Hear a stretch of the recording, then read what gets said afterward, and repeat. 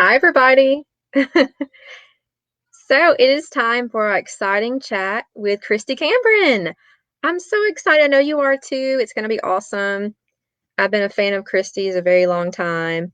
So I'm really excited about talking to her today about everything split time, about what she's working on, her amazing Lost Castle series that has, been releasing for a few years and more. So if you're just coming in, hi, Rachel. I see you comment.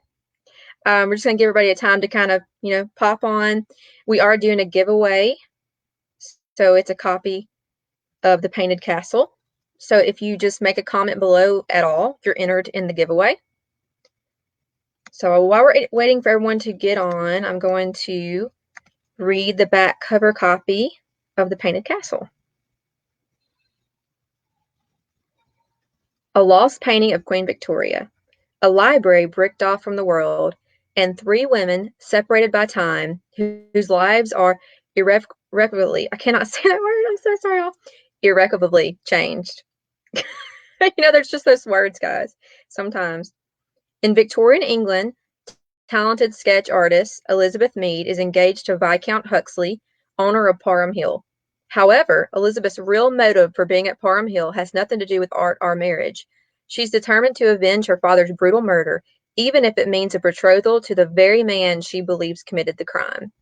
A century later, Amelia Woods, a World War II widow who has turned Parham Hill and its beloved library into a boarding school for refugee children, receives military orders to house a troop of American pilots. She is determined the children in her care will remain untouched by the war, but the task is proving difficult, with officers taking up every square inch of their world, and one in particular vying for a space in Amelia's long shut-up heart. When art historian Kira Foley is hired to authenticate a painting, she hopes this is just the thing to get her career and life back on track. But from the time she arrives at Parham Hill Estate and begins working alongside rumored art thief Emery Scott, she's left with far more questions than answers. Could this lost painting of Queen Victoria be a duplicate of the original Winterhalter masterpiece? And if so, who is the artist? So that is Kristy's final release in the Lost Castle series, and it is set in England, and a great read. I've read the whole Lost Castle series and enjoyed every one. The first one is primarily in France, the second one in Ireland, and the third in England, and it travels a little bit between the two in a few of the books. But if you haven't read the series, definitely check it out. We won't be doing any spoilers today, I hope, but I will tell you it does follow the Foley family, two brothers and the sister, which is really interesting to have it connected like that. Because once you get to know the characters, you're rooting for the Foleys. And you can just hear the Irish brogue in their accent. Kristy did a great job of bringing that out. Okay, so I think we're about to bring Kristy on, but I don't have to introduce her too much. Everybody in our group knows who she is. Most of us have read at least one of her books, if not all. I'll say I've read all of them. So I would like to introduce Kristy, and we'll start answering y'all's questions.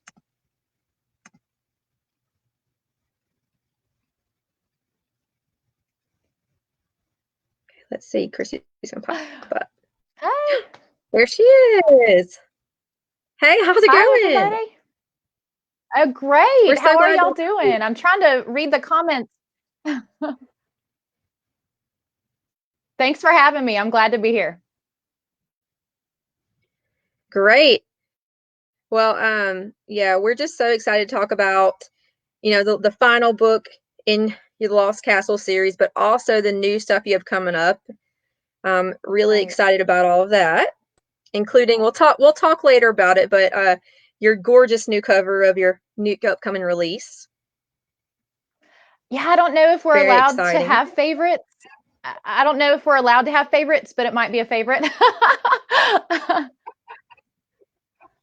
But do whatever you want. They're your books, Kristy. It's fine. Okay, so let's go ahead and jump in with questions as people are still getting on. Okay. Because we had quite a few really good questions, didn't we, Kristy? There were Yes, some good so many ones. good ones. Hmm. Great. Okay, so first one, and I'm sorry, guys, if I butcher your last names or even first names. I'm going to do my best, though. Kaylee Bechtel. Bechtel. This is in our novel section. What do you want readers to take away from your books, Kristy? I think there's a lot that goes into that, but really the heart of it is, where do you find Jesus in this book? I mean, really, truly, that's just the bottom line for me. Where's Jesus in this book?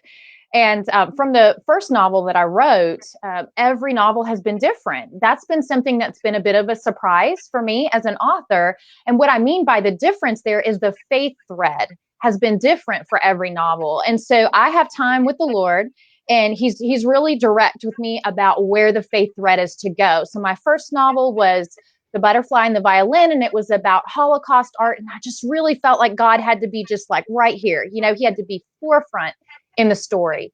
And then a couple of novels, he's more of an undercurrent. And like I said, it's different with every novel. The one that I'm working on now, The Paris Dressmaker, which will be out in February of 2021, that one, yeah, it has a little bit more of an intense kind of faith thread. I think just because it is World War II again for me. So yeah, that's the bottom line. I mean, I hope they take away a good story. I hope everyone learns something. I hope everyone is encouraged, inspired. Maybe they can escape at some point. But just the bottom line for all of it is, and the purpose for everything we do is, where's Jesus in this story? Definitely. And that's, the heart of Christian fiction itself. It's Absolutely. fiction inspired by God through Christian authors for whatever message God wanted to filter and show you as the author, as the writer, what he wants to speak to your heart and the heart of whoever reads it. Right. That's awesome.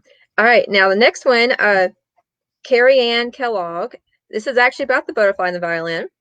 Okay. She said, when you wrote your amazing and beautiful book, The Butterfly and the Violin, was there really a painting like the one you describe in the book? And if so, is there any way we can see it? Ooh, good question.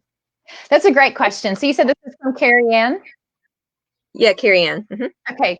Carrie Ann, about 10 years before I wrote The Butterfly and the Violin, I did research in my undergraduate work in college for art history research writing. Had no idea that the Lord was going to call me to be a Christian author. That was not on my radar. The plan back then was actually to become an art history professor. So that was the journey that I had intended to take. Well, one of the days that I walked into my art history class, I can tell you, we were in a modern art class, and some art images, we had slides, kind of like olden days, I don't know how else to say it, but we had slide images that we would put up on the wall, and we would learn about the art. And so my professor began to put images on the wall, and we thought this was modern art that was a commentary on the Holocaust. And then after watching these images, some of them, they started out, they were beautiful. Some of them were landscapes. There were some that had butterflies or music notes, mosaics, things like that. And then some of the images began to become a little bit more menacing in nature. And so there were guard stations, there were guard dogs, there were striped uniforms. So we knew this was Holocaust. But we found out later, our professor stopped the slides at that point and said, no, this is not modern art that's a commentary. This is actually art that was created inside the camps. Blew me away. It touched a tender place in my heart to think that creating something could be so strong on someone's heart that they would risk their very lives just to create something, just to have an expression. And how they even found the materials to create art. And a lot of it was found when Auschwitz, example, was liberated. They would find art in the stairwells, or they would find metalwork that was buried in the ground and different things like that. And so, Carrie Ann, while this painting was fictional for the purposes of our story, there are many books and there are museums that you can go to actually see the art of the Holocaust. And so it's based and it's rooted, in fact, but the painting itself, I wish it were real, but it is fictional for the purposes of the novel. Yeah, that and just, the way you describe the painting, it's so haunting, and that's what the main character in the present day storyline is. It's just this painting that's haunted her for so long, and she can't get out of her mind. Right. And I think that might be, this is funny because I've never really thought of this before, but that might be a little bit I thought you froze up for me. I was just checking. Oh, can you hear me? Can you hear me? That painting itself, though, might be a little bit It Yes. might be a little bit autobiographical in that I was an art history major, as I said, and there are some pieces of art throughout history that I almost feel the way that character did about the painting. So that might have been a little bit of me there. Well, of course. I mean, it has to inspire, real life has to inspire the art, right? So, Right. so even though there's not a specific paint that looks like that, it's a bunch of that, it's that experience wrapped into, you having that experience wrapped into, put it in the character's point of view and what they saw. I mean, we love that. And that makes, Right. that when you read a novel and you can see their author's passion and their experiences put on the page too, it just brings it to a whole new level. So that's great. Okay, so next question is Veronica Sternberg. She asked, what made you interested in World War II? Oh, okay. So my grandfather was a B-17 co-pilot in the 390th Bomb Group, the 571st Division in World War II. And so I was brought up with stories of the war. I wish now that I could go back and ask more stories, right? Now that I'm an adult, now that I have hopefully a better understanding of what that generation did and what the entire conflict was. He is no longer here. He is in heaven, but I did have the opportunity to grow up going to 390th Bomb Group reunions. When I was a kid, like I didn't even realize how awesome this was and what was happening. Wow. I know this might be a little show and tell, but I do want to show this. This is a book that was issued by the United States Army before there was the Air Force in 1946. It's official release, and you can see my crazy research post-it notes on the side. But this is an actual book that was issued to everyone who actually fought. So I want to show this off a little bit because this was my granddad right here, and that's his official Oh photo. my And then I have God. like the crew photo. I know, right? Like I'm trying to show y'all. I have the crew photo, but this book was incredible. I used it to write the Painted Castle because he was stationed in Framlingham, and everything in Framlingham in the book, right around Framlingham Castle. Oh, I wow. have everything in this book. Like I had airfields, I had maps of the towns, I had photographs of everything. We even had photographs of war brides in here, friends. It was really an amazing book. And if you want to see Wow. some more photos, I know, right? If you want to see more photos of the inside of this, you can check out my Instagram feed and look that up for Memorial Day. So just barely scroll down, and you'll see some of the interior of this book. But just to answer the question, it goes back to just my love of history and also just growing up as a descendant of a World War II vet. That's awesome. I mean, firsthand, like you said, you were a kid Yep. Yep. experiencing that, and it's so cool that it inspired you later to write so many World War II, setting books. That's awesome. Yeah, And that book, there's a what a treasure. What a treasure that I book know, is. it really is. There's a quote in the Painted Castle that comes directly from my grandfather. Is it okay if I tell everybody what that is? Totally. Totally. Okay, so Please. so one times that I did ask him something about the war, and I asked him directly. I don't remember what age I was, but I'm pretty sure it was around middle school, high school, so old enough to understand. But I asked him, Mhm. if you could tell me one thing about the war, what was the thing that you remember most? And he sat for a minute, kind of pensive, and just sat there. And then he said, you don't make friends, because the moment you do, the next day they're gone. And I have heard other descendants, I have heard Mhm. other Yeah. people say, my grandparent or my parent, they said that exact thing. And Mhm. I never forgot that. And so that was an actual quote that we put into the book for one of the characters to say. No spoilers. Yeah, no spoilers. But oh, yeah, and just when you think about that and what that really meant to, those words, it's not that they didn't want to be friends and they didn't feel like friends. You just couldn't get Right. close to anybody and expect them to Right. still be there. And that's just blows your mind. Yeah. Wow. Thanks for sharing that, Kristy. Okay, Sure. so we'll move on to our next question. Okay. Jillian Mall asked, which is your favorite of all your novels and why? Which you kind of answered this.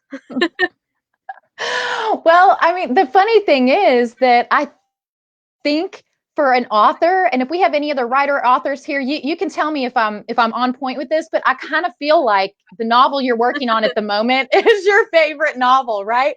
Because you get, and now cover art is different. I happen to love the cover art on this. I've loved all of my covers, but this the Paris Dressmaker, little special for my heart. I've always wanted to write a Paris book.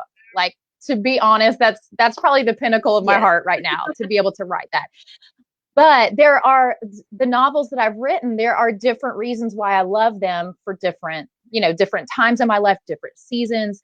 The Butterfly and the Violin is a very special novel because it's the only one that my dad got to be a part of. He passed away before the book was published. He saw the cover 3 days before he went into ICU for his leukemia. And so it was just like, and I edited that book at the local cancer center while he was undergoing his chemo treatments. Like, I was there in the room with him editing that book. And so, and I got to tell you, my dad was an architect by trade, but a musician by heart. And so as we sat in the chemo room, he played the dulcimer. People often ask me about that book. I know they ask me, are you musical? And I will say, oh no, I wish I was. I'm not musical at all. But I had music. I had music just going in my ear as I was writing, as I was editing. So that book is very special. And I could tell you a story about each one of the books, about how special they are. And I do the same thing as a reader, right? We all do that. I will pick up a book and say, this book touched my heart, changed my life in some way, and here's why. And I think that's also another takeaway. To go back to our first question, that's another takeaway. We hope someone takes away an experience that changes you for the better. It's kind of like when you're doing stage speaking. Anytime you step up on stage, your job as a speaker is to give the room something that they didn't walk in the door with. That's your only job. And same thing with the book, give the reader that. So I think all my books are my favorite, but the one I'm working on now has my heart. It's captured my heart. That's, I mean, it's the one, you're in that story world. So it needs to be real. It needs to be exciting. Well, and we will be showing the gorgeous book cover in just a moment. So hold on, everybody. If you haven't seen it, or if you have seen it, we're going to show it again because it's gorgeous. All right, so next question. Perry Ann asked, how has COVID-19 impacted the marketing of your books? Oh, what a great question. I think every single one of us on this video today, everyone in this chat, we could all say that we are living our own experience with COVID. I mean, I think that's pretty safe to say that there are some constants that we're all living in the United States or for whatever country that you're in. So we have some constants around it, but we're all living our own thing. And so for me, I will tell you, I have actually been isolated in my home since early December because I had a novel to finish. So I was isolated through the holidays and then all the way up until March 15th when my novel was due. And I turned it in. And then the next day, literally, I was going to rejoin the world. I kid you not. I was so excited. And then the world shut down. And I live in Indiana, and Indiana shut down the next day. And so I have been in the house since December. And I will tell you that just from a marketing perspective, I realized how much of an in-person person I am. So doing Zoom calls, doing videos, I've had the opportunity to hang out with some book clubs, virtually, that kind of thing. And I love that. But it also gives me just a reminder that for marketing books, there is nothing better than face-to-face and actually having conversations with people about the stories that we love. So I feel like we're very fortunate to be able to have Zoom like we have right now. Like, we're very fortunate to have technology. If it weren't for that, I think I would feel really disconnected from the world, because you're being an author in your books, it's more about sharing stories than it is just straight marketing a book. You know what I mean? Yeah, and it's interesting how back in the day, they could just write a book and their publisher did everything.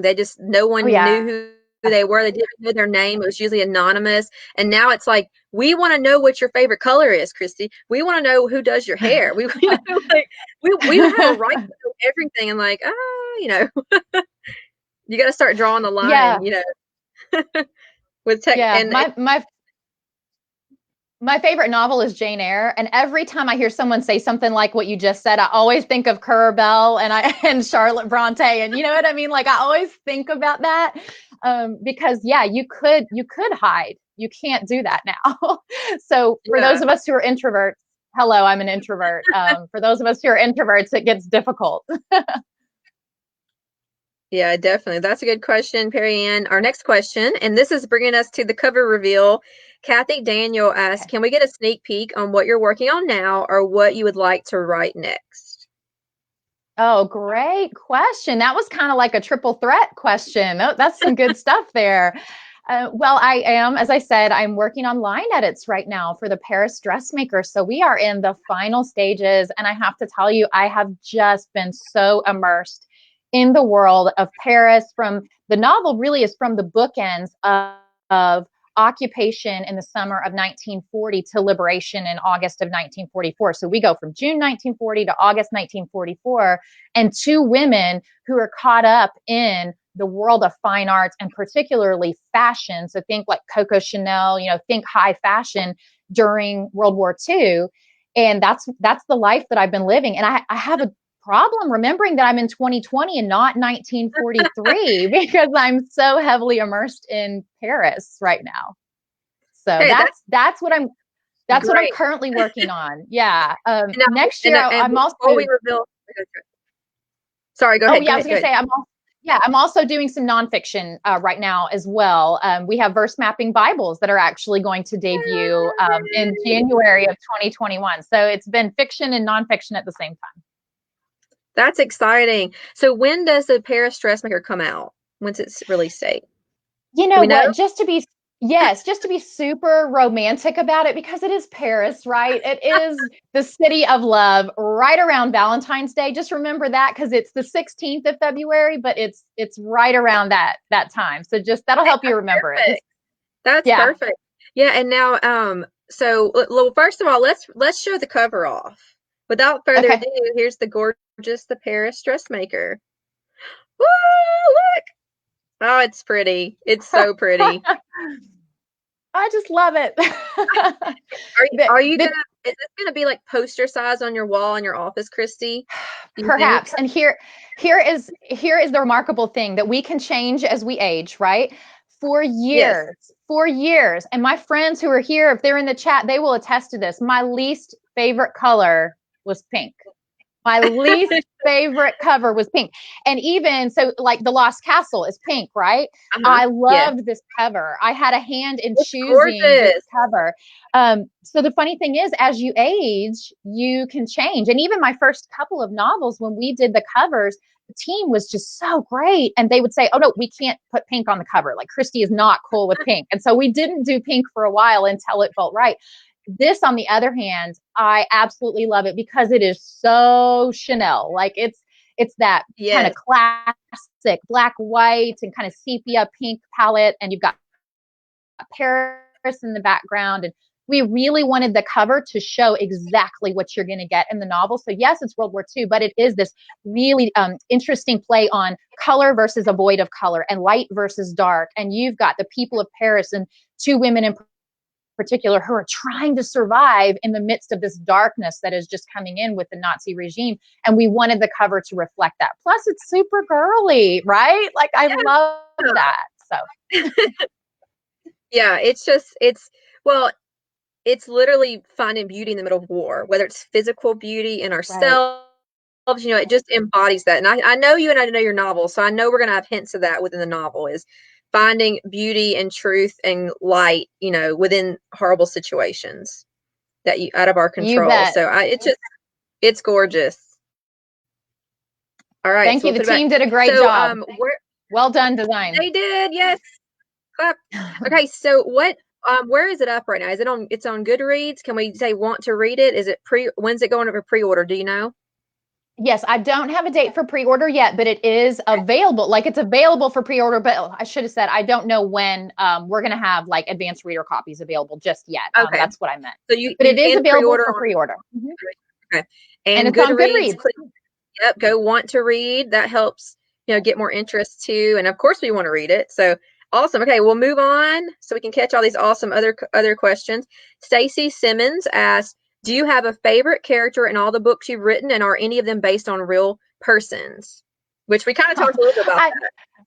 Yeah, I love that question because, and you'll have to tell me if you're like this too, or if there are any other writer authors here. You'll have to tell us if you land in this camp as well. But for the most part, in my books, I might name a character after someone, but for the most part, they're not based on people. And I Mhm. typically don't put myself in the books.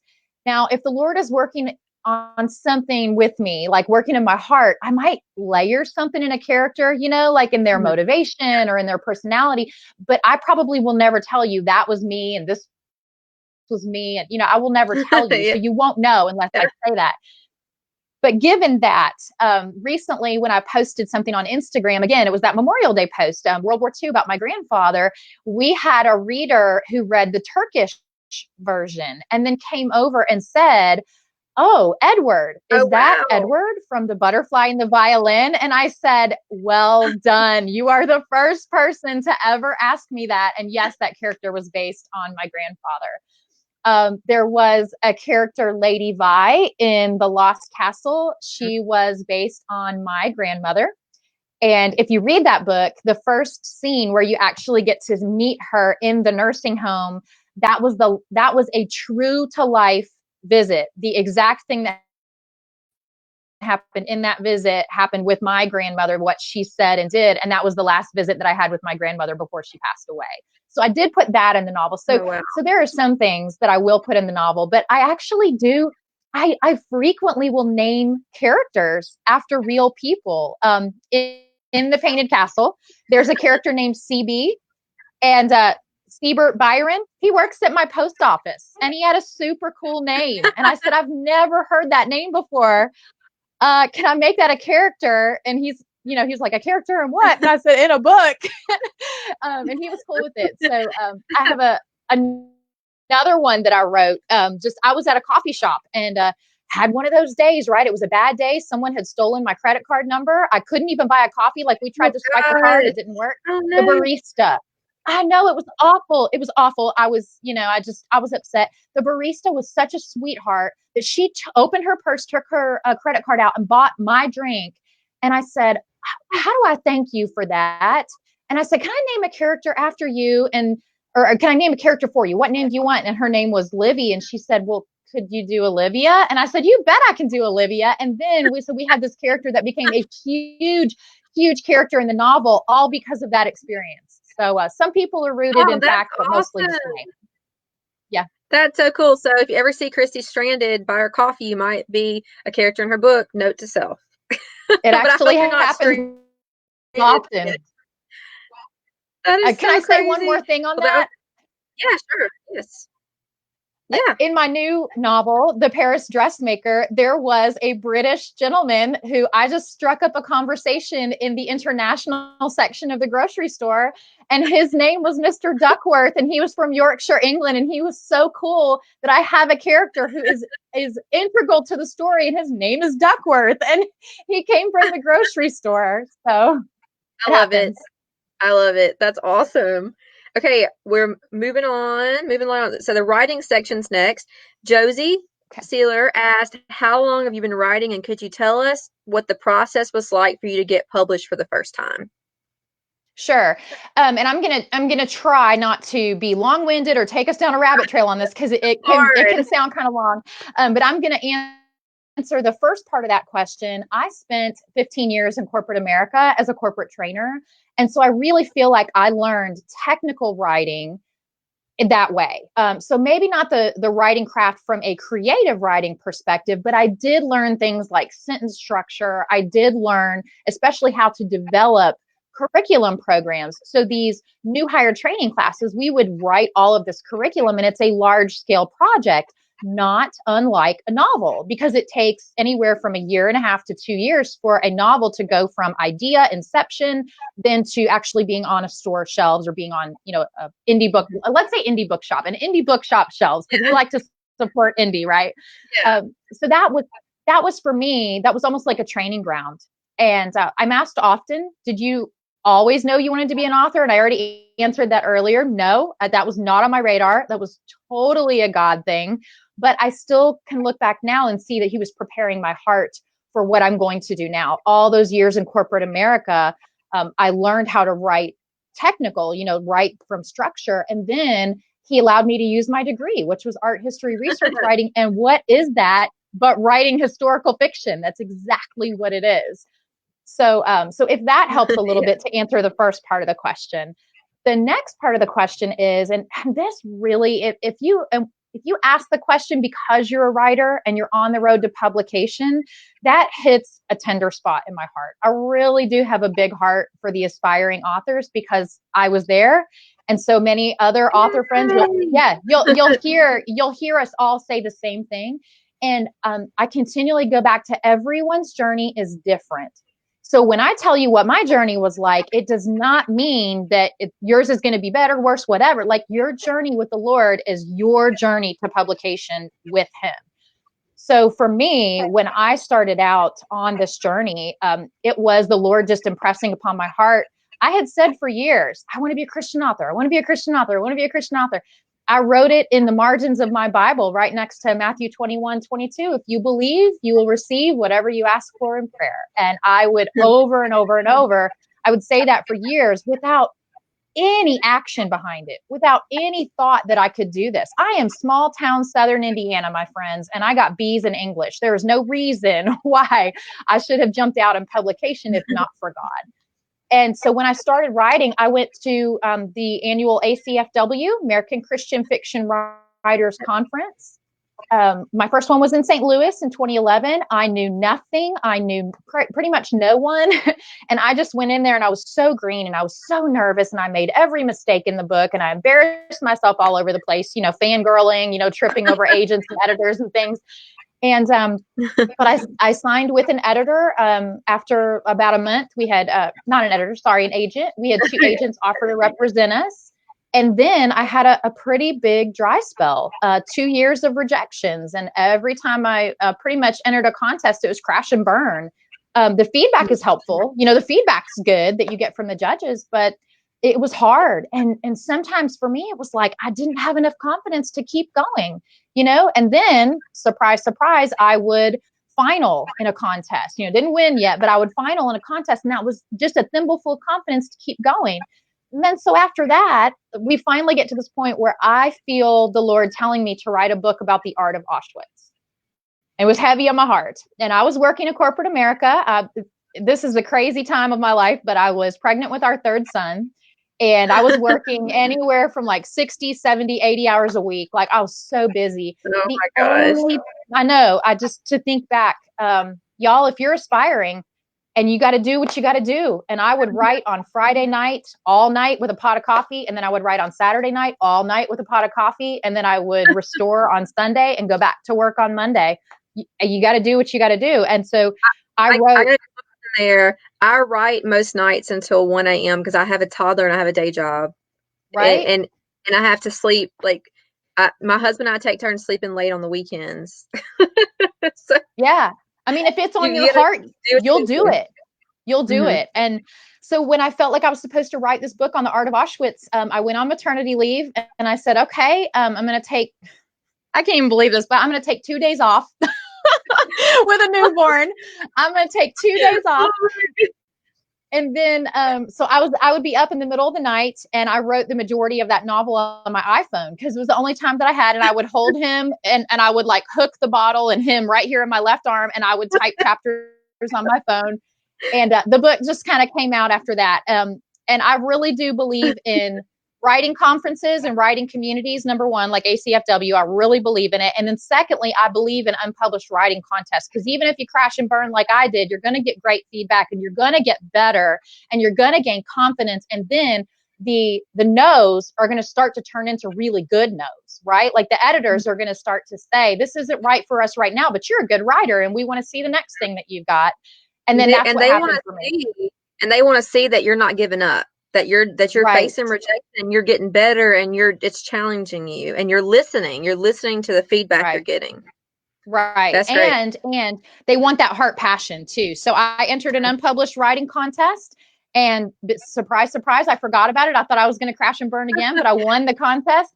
And Wow. the judge for that contest is she's my editor, and we're working on novels 8, 9, and 10. And she's the editorial director at HarperCollins, and she's amazing. That's amazing. Oh, yeah, we could just keep going on. Well, that was awesome. That's such a good question. I'm gonna skip us on. Okay. But we love hearing all this inside stuff. So thank you for sharing with us. Sure. Okay, Stacy Ulferts asked, "What's your favorite part of book writing? Is there a part that you dread?" Oh, I don't know. Can I start with the dread? I don't mean to be gloom and doom, but I'm going to start Sure. with the dread. I think one of the parts that I like the least are the 1-star reviews that everybody gets. Like they're just not the most fun. I don't read reviews, so I don't have to deal with it anymore. That's good. I'm out. I don't read reviews, but that's one of the things that as a new author you have to really learn. So that's the part that you really hope with every story that the readers connect and that you can, as I said, bring Jesus to them, bring inspiration, bring encouragement, bring education, bring knowledge, bring light to a topic that maybe there's not a lot known about it. For me in the writing process, I think my favorite thing is the research. I just love it. I love it. I love to go do on-site research if I can. I am known to, if there's a topic that I don't know, I will literally call around places and say, can you put me to work at what you do? So in the Painted Castle, I have a best friend from high school, and she's super fierce, and she goes with me on all my harebrained scheme projects.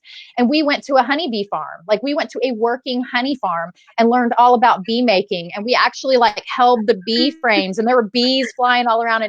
And one time she and we went to a morgue. We went to an old, like Oh, wow. supposedly haunted like TB hospital because I wanted to learn about what a TB sanitarium would have been like in the 1920s. And so anytime I can do research, that's my favorite part, the learning, because then that's when those visual stories come alive. That is when history comes alive. That's so to take an idea and take a piece of history and an experience and then translate that into something that is, it's almost like visual storytelling. So painting with words, to translate that into a book, that's my favorite part of the process. That's awesome. Well, for those international locales, have you ever done like Google Earth and walked along any of the streets? Have you done that?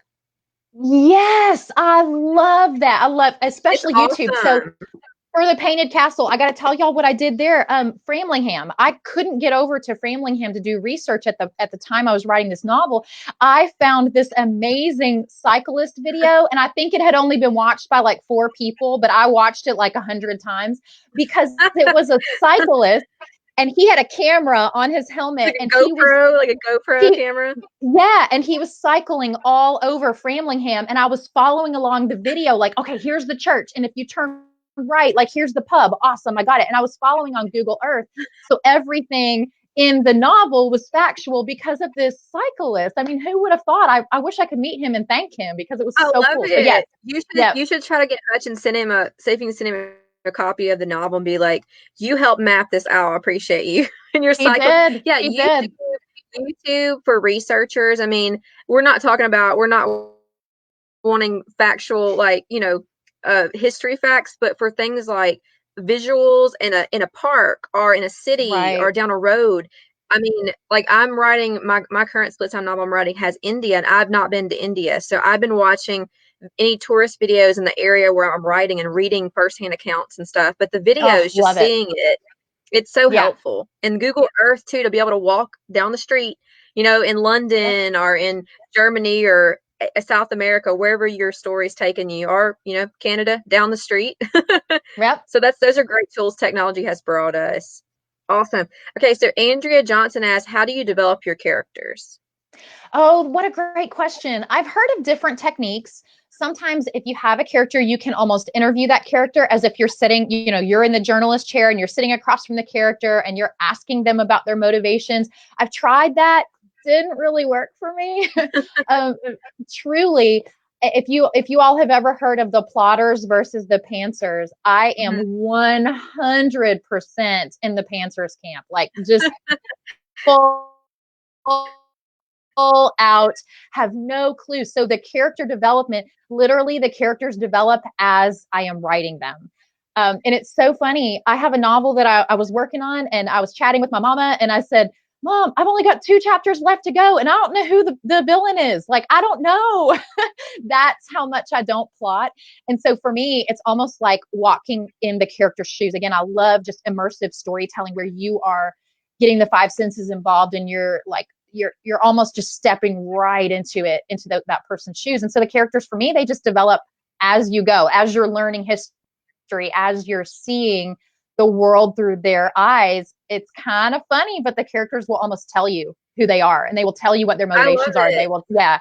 So it's And it really makes fun. it makes sense then that you're so heavy into research, because if you don't, if to be able to be a pantser, especially for the complexity in your novels, and well, in split time novels, really, you have to be so deep in research that when you come out, the characters, like you said, form themselves out of those experiences that you've read Yes, about and seen, right? yes. That is exactly what it is. I mean, down to if I can find weather records for the day, or I was writing once about the Blitz, I literally would zone in on neighborhoods and houses and where the bombs fell and things like that, so that I knew exactly what that character would have seen, what they would have heard, what they would have smelled when the bombs fall, what they would have felt like against their skin, all of those things. Again, just that immersive experience that the characters would have. They'll tell you, believe me, they'll tell you Oh, what they're going through. definitely. That's awesome. Okay, well, this is our last writing question. Gail Okay. Helgeson asked, "What is your day like? Do you write in the morning? Do you have a word count goal? What's your writing day look like usually?" I have some friends who have word count goals, and they are the most incredible people ever. I mean, really, truly, like one of them is Kara Putman. She always comes to mind when I'm asked a question like this, because she will plot, and she will know just chapters, how many word counts she has to have. For me, I wish I could be like that. I'm just sitting over here like wowed by people like that, because I can't have a word count goal. I can't, because I don't know. Some days I can have 300 words, and it is like a slog to get that many. And then another day I can sit down and fingertips are just like, you have to cut your nails down so you can type faster. Yes, And I'll get yes. I'll get 5 or 6,000 words in a day. So for me, it's just roller coaster ride. You just don't know. But one thing that really does help you stay on track with the word count is called a deadline. That really helps you. When you've got a deadline, it's really going to help you stay on track with the word count. Now, I will tell you, I never used to write in the mornings. I always really kind of fell into creativity in the afternoons. But last year, I was on staff as a ministry leader in a very large church. And so my focus was on ministry much of the time, but I knew I had to get my story going. And so I woke up every morning at 4:30, and non-negotiable Wow. writing from 5 to 6 a.m. It was non-negotiable. Doesn't matter if you're not feeling it, you're writing, and you're writing Wow. well from 5 to 6 a.m. every single day, 7 days a week. And so now my body is kind of hardwired to want to get up early. So like this morning, I was up and at it by 5 a.m. working on edits, coffee ready to go. And so I've had a shift. So now I get up super early every day by choice. And for me, that is my time with the Lord first, and then my writing time with Him. That's where I just kind of get to hang out with Him, and we get to have fun. That's awesome. And it takes commitment no matter what you do, whether you have little Discipline. 5 minutes here and there, hours. Because I know my writing partner will be like, if we just had 5 hours, like, that's not realistic. Like, you No, just it's got to put not. your butt in the chair or on the couch or wherever are in the waiting room and just write on your Yep. iPhone, on a notebook, on a computer, whatever you can do. Okay, so we're looking okay on time, but we're gonna zip through some of these questions. In the split Okay. time section, we've got Paula Schreckheis. I'm sorry if I can't pronounce that. How do you decide to write? How did you decide to write split time? Is it more difficult, or how is it than one time period book? Do you write both periods at the same time, or or separately and weave them together? Okay. I love this question for a couple of reasons. The first thing is I don't want to scare everybody with my writing methods, but I'm going to. I feel like we're all friends here. So I'm just going to be real, and I'm just going to tell you all like it is. One of my favorite TV shows ever is Lost. Have y'all heard of Lost? Have you watched Yes. it? It's where the plane went down and everybody's on this mysterious island. That story and that entire series is not time bound. They had flashbacks, they had flash forwards, they had flash sideways, everything. They legit, they had flash sideways. Everything though is character driven. Everything is about character motivations. And when I read a book, I'm just going to go ahead and out myself right now that I love, love, love spoilers. Every Star Wars movie, I looked up the spoilers. The last Harry Potter book, I stood in the aisle at Target and I read the last chapter before I agreed to buy the novel. I love spoilers. I want to know how something is going to end up, because when I know where we're going, then I can back up and I can look at those intricacies of the human condition. I can look at those character motivations, the little nuances, the breadcrumbs, so to speak, that the author or the storyteller has dropped along the way. I love that. So for me, and the writing Split Time, the foreshadowing is neat too. Yes. Yeah, I fell into it. So by the time I'm writing The Butterfly and the Violin, so I was writing it in 2012, my goodness, late 2012, was picked up in 2013 and published in 2014. I didn't even know there was a thing called time split. I just was like, this is how I write a novel. And I was thinking the other day, Morgan and I chatted the other day, and I was thinking, I've never written a novel that isn't time split, because that's how I write. My writing process is just so different from that perspective. It's not time bound. People ask me too, what's your writing process like? Every single novel so far that I've had, I start with the first scene in the first chapter. I always know the first scene. The next thing that I write is the very last scene and the last chapter. I always know this bookend. It's called the literary sandwich. I know the bread to bread, and then how we're going to get there. It's like spoilers, right? Right. So how we're going to get there. I'm sweating. This writer's sweating. I know. Like The Butterfly and the Violin, I wrote the first scene in the first chapter. I wrote the last scene in the last chapter. And then the next thing that I wrote, I'm pretty sure it was chapter 12, but it's the scene where the character actually arrives in Auschwitz. And so it was like way out of sequence, but that's how I write. Every novel has been like that, way out of sequence. And it's working, Kristy. You just keep going with it. I love it. I love it. Yeah. It's scary, but it works. So we'll stay with it. Awesome. Yeah, so that answers that question. Marianne Hake said, do you plan out both storylines and decide where to switch times for writing? Which you kind of answered that, there's no planning. You are a pantser. There's a little bit though. Can I say there's a little bit. And that's because my pantsing with that was so wild that by the time we got to macro edits, I just about killed my editor. She's so good. But I was like rewriting a whole novel. And so she had some great suggestions for me to how to put a little bit of organization and structure to this creativity. And so I don't use Scrivener or anything like that. I'm a dinosaur. I like old tools. I use like the generic notes app on the phone to write, and I use Microsoft Word. I don't have a lot of apps. I don't have social media on my phone. That's just the way I am. So I use a spreadsheet. And to be quite honest with this novel, The Paris Dressmaker, one of these days, I'm going to actually show this online because I don't want to give spoilers. But I had 4 pieces of paper and they were almost like flashcards. They're about this big. And it had every single chapter and it had the year, because we're not time bound, right? And I get super confused. So it had the year and then it had what happened in the chapter. And I would go to the coffee shop and I would boom, boom, boom, boom. I would lay my flashcards out. And that was how I just visually would look at the story. It was almost like a story map or like storyboarding, if you know what that is. I love it. Yeah. I used to storyboard curriculum all the time. So it's not. Well, you had to have a timeline, like a little timeline to go by to make sure kept you straight. Yep. So I do storyboard as well. It's still pantsing, but I'll storyboard now. Yeah. Yeah. Well, that's a tiny bit of plotting, just very, outlining, I guess, in a way, a little bit. But it helps keep split time, it helps keep it together somehow. You got to have some kind of, but yeah, I like the visual things too, like physically writing stuff, having like actual physical things in front of me, notes and outline kind of stuff, which I'm a plotter, but yeah, so it just helps sometimes just finding what medium helps you creatively.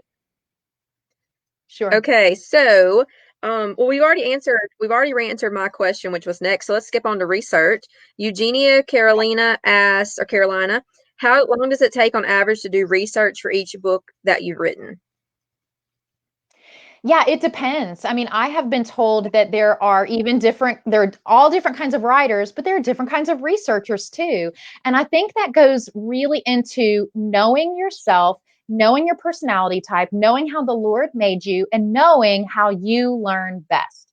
I am a kinesthetic learner, so I learn best by a combination of seeing and doing. I have to go get my hands in something. That's literally why I went to a Mhm. morgue to go research. That's why I went to a bee place, because if I can experience it, then I can write about it. Yeah, the morgue was super scary. I have a video on YouTube. You can go check it out. I don't even want to go back there. Even in my mind, I don't want to go back there. But from the research perspective, I fully support libraries and I love libraries, but just for me personally, that's not where most of the research happens. I love the Mhm. experiences, Morgan, like you said, Google Earth or YouTube. I'm on YouTube all the time, again, because I have to see it and Mhm. experience it to really get it. Also, another type of researcher, you may have some people who will write the full draft of the manuscript and then they go back and do research, or they may do all the research ahead of time and then they will write the manuscript. I am a researcher as I go. So for me, that writing process itself can be drawn out because I will always stop right where I am and go research weather patterns in 1943 over Paris, or I will go research a map, or I will go research what a gown looked like, or whatever the research information is. I will stop immediately where I am and I do research as I go. Even in the editing process, I'm Awesome. still researching. Mhm. Yeah, what is the time frame that you have to write the book, roughly? It depends. That depends if you are working with a traditional publisher. You may be on a publishing cycle. So up to this point, I've been on a 9 month cycle. So you have a new novel coming out every 9 months, which means you've got a greater area of overlap between your first draft manuscript. You may be working on a first draft manuscript and you just had a book come out before that and you're marketing and doing promo for your book. So the things are going to overlap. Now I'm stretched out to a 13-month schedule. I wanted to try that and see if that would work a little bit better because we do have 3 kids and we do have a lot going on at home. And I wanted to make sure that I wasn't bumped up against a deadline, that I could really take time to research. Also, the for me the process has been different for every book. Like the Butterfly and the Violin, my debut novel, I wrote that, as I said, 8 weeks on maternity leave, and it was pretty much like you delivered a second baby, like it was like novels there. And then I've had some other ones that have been stretched out to 14, 16 weeks. Some novels I have actually gone and done on-site research. For Castle on the Rise, we went to Ireland and we did the on-site research, and that trip very much shaped the story. So for me, every novel is different. It's just my experience with the Lord and my experience with that story. So I wish I could kind of give you like an A, B, C, D for how it goes. It just doesn't work that way. At least No, not it's for it's me. good to hear any of the insight. That's awesome. So Maria Evers, she asked, "Do you usually visit the places where the stories take place?" So where have you you went to Ireland? I know that's one of the Yeah, places. yeah. We went to Ireland. Another place that we went and did extensive research was for The Ringmaster's Wife. And if you have an opportunity, friends, if you live in the States or you can get to the States when we can travel again, go to Sarasota, go to the John and Mabel Ringling Museum of Art. It is fantastic. And they have the mansion there, the Ringling Mansion. It's called the Cottazon. In Venetian dialect, that means House of John. And you can actually see they have over 95% of the furnishings there exactly as it was in Wow. 1929. I know. And so we went there, and even before I had a contract, before I'd started a novel, we are standing on this outdoor travertine marble outdoor ballroom. Friends, I could feel the Gatsby era parties, that like the flapper parties that had happened there. Like I could feel like history kind of like pulsing through my heart. And so just anytime I can do on-site research, I really do like to do it. That's great. From a beekeeping to morgues to sanitariums, Kristy's going to be there. Yeah. Yes, I am. Awesome. One Um, of my next novels, we may set in Scotland, and so I told that awesome best friend from high school, when we can travel again, we're going to a dairy farm, and I'm gonna milk cows, and we got to learn how to do that. So watch for that. Yeah, that's awesome. All right, so with three more questions, that's it. We're doing great. Carol Lear Johnson asked, "What is your method for organizing research? Do you have any method in that?" Well, again, I told y'all that I'm old school. I don't know if I'll ever change, but I have a journal, a like an actual journal, with real paper and everything that I use for every novel. So I have a stack of old journals, and I will draw my own maps. I will write like character descriptions. I will write facts and dates and things like that and organize some of my thoughts. And I'm kind of like you said you are, Morgan. I really am someone who likes to see something and have something in my hand. It's why I love actual books. Nothing against ebooks, or I listen to audiobooks, Yeah, but I love an actual book. Like I love to take notes in the margin. I do dog ear pages. I I love like on my books. I like to smell books. I'm a book smeller. Can we all just like y'all just in the comments raise your hands and be like, me too. I'm in it. Yeah, so we'll be like our own support group here. Um, yeah, Yeah. but I just have a journal, and then what I said, just like the storyboarding, and I just keep files, on my iPad. I take a lot of photographs, watch a lot of videos, things like that. And I'm not shy about asking experts to help. I will ask doctors, I will ask pilots, I will ask anyone who has a specialized profession that may pop up in my novel. I'll hunt you down and I will ask you questions. And the worst thing that someone can say is no. And that's okay. And if they say no, then you just ask the next Yeah. person.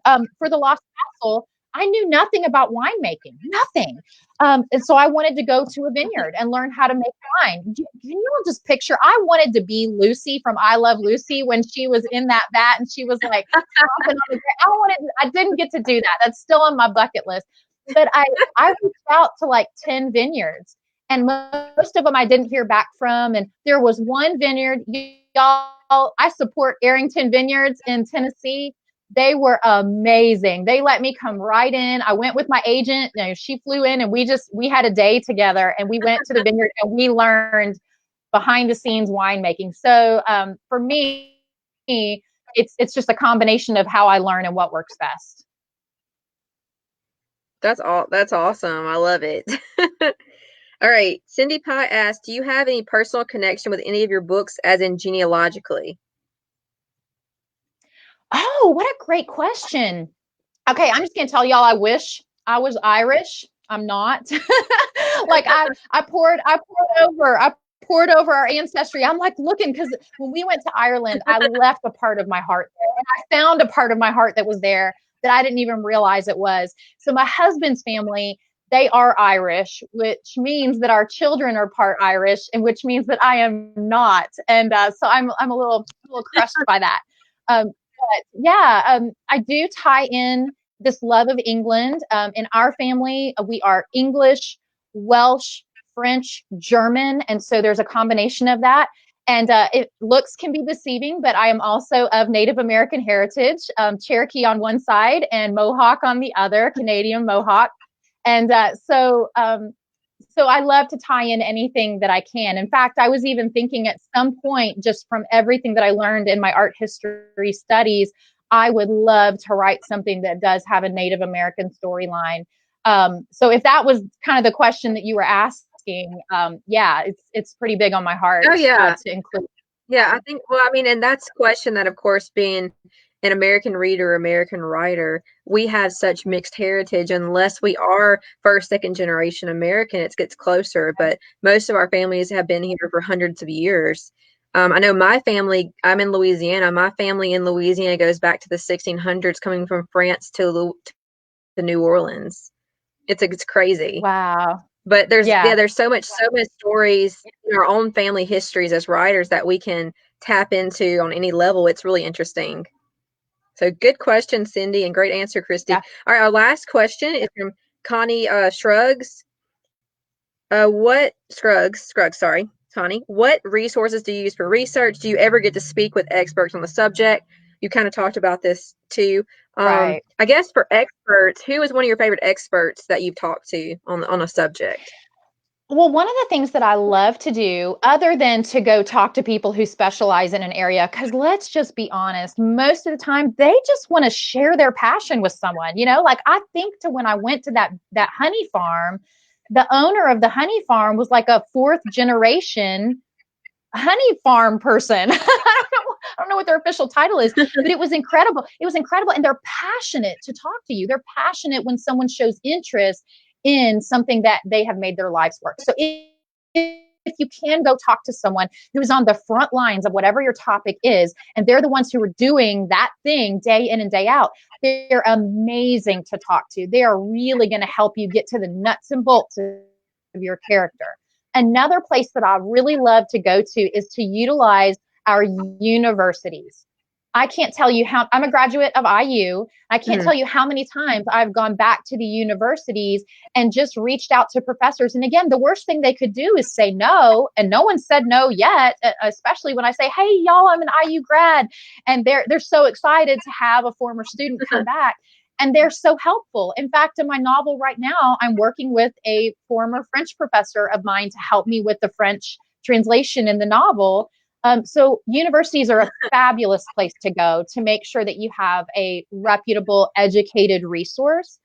Another thing that you can do is that you can go to publisher websites. And that's, for me, that's worked a little bit more on the nonfiction side. So when I'm writing something like a Bible study or when we were editing the Bibles, those were things that I went to, like publisher websites, knowing that they have PhD level theologians who are working through a lot of the tough Hebrew and the Greek and that kind of stuff. You can do the same thing for fiction writing. I will tell y'all, in a great place to go, and you might not have thought of this, but our art history and archaeology books are, it sounds all Indiana Jones, but I'm telling you, there was something Yeah, to it. There's something to it. So if you're writing something that is in history, I can't tell you how many times I've gone back to Greco-Roman art or Greek mythology or Roman mythology, different things, just in my own personal art library, and I use it in my books. So like the Painted Castle, that's where I learned about that painting of Victoria that was painted, that was so radical for Victorian era England. And it was painted by Franz Winterhalter. And he actually became a character in the book. Morgan, I got to tell you, when you all are doing historical yes, research, yeah. one of the best things that y'all, this is gonna rock your world, writers. One of the best things that you will find is when you find a historical figure and there's like hardly any information about them, because boom, you can fictionalize it, you can create it. So like with Franz Winterhalter in this book, there was just a little bit of information about him that gave me enough room to make a character out of him. So you still want to be factual, but there is also a line where you can kind of erase the line a little, or you can bend that line a little bit for the purposes of your story. And that's a really fun thing to do when you can find a niche where there's not a lot of information. That gives you the opportunity as a storyteller to fill in the gaps. You can be the stopgap on that historical figure story. So that's really fun. Yeah, that's awesome. So in your acknowledgments in your book, do you thank the experts? You throw their name in there and thank them, that kind of thing? Yes, every time. If you read any of my There's novels, and they are getting longer and longer and longer, but I always have an author's note in the back, and I always thank everyone who has helped. And one of the reasons why I have an author's note in the back is because I want to give the reader the distinction of where that line is, the line that I just talked about that you can bend or you can erase a little. I want everyone to know, for the purposes of this story, we made up all these things, or this wasn't exactly right, but here's where it's rooted in fact. And so I will tell you, Morgan, one of my favorite things to prepare in a novel is actually the author's note. It's one of my favorite things. Yeah, and that's really cool as a reader too, to be able to read it and go, okay, wow, like so the author has a moment to say any liberties they took, but that as a reader, all the stuff that wasn't liberties, like they got that Right. really close, or they did these certain research trips or things, and that's really neat to see, and it's really cool too when y'all reference other books in the back author's Oh, note or yes. acknowledgments or anything, and you say check these books out too, because I know you've done that, or check these websites or resources. That's really Yes, interesting further as well. reading. Every time, further reading. Yep. Yeah, well, that's all our questions. I don't have any other questions in our group. Everyone's, saying great comments and great questions. And oh, Michelle Shockley said she's a book smeller too. Maria does. So, so thanks so much for I love joining it. us, Kristy. I Thanks appreciate it. It for was so having me. much fun, and we can't wait to be talking about and reading the Paris Dressmaker and hearing more about that. Thank So you. we'll I keep our can't eye wait. on and announce it more. But you have a great day, and we appreciate you. And you just keep writing those awesome books.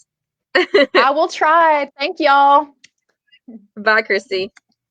Bye. All right, guys. That concludes our author interview with Kristy Cambron. I hope you had as much fun as I did. If you're still on here, comment at least once, and I'll leave it up till 5 p.m., probably 4 p.m. Central Time for the giveaway. So just keep um, commenting at least once. You'll be entered to win a copy of The Painted Castle. But everybody have a great day, and keep reading, keep writing, and have a great weekend, y'all. Bye.